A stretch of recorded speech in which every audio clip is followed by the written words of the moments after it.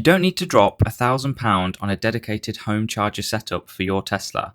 Here's why I picked up this 20-meter tough leads cable instead. It comes in a solid carry bag, and the gear you need to mount it outdoors is about £8 extra, which isn't too bad. I've got to run this around the back of the house to reach the car, so having a thick heavy duty cable keeps power steady over that distance.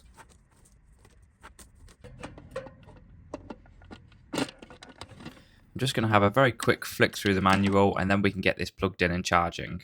When you plug the device in, the readout turns on to show the power draw and timers.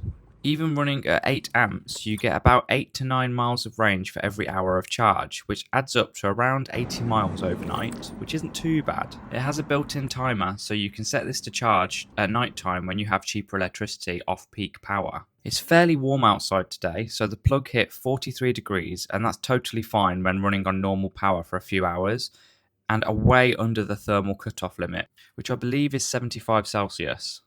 If you're looking for a long-reach plug without paying for a full electrical install of a bigger unit, this is brilliant, and it definitely works for my needs for a small amount of charging every night that tops me up for the day, and I'm fully charged by the weekend every time, so this is perfect for me. It's a lot cheaper than a big install, and it is great. If you need a long reach without paying high electrician fees, this unit works brilliantly out of the box. Hit subscribe for more EV tips just like this.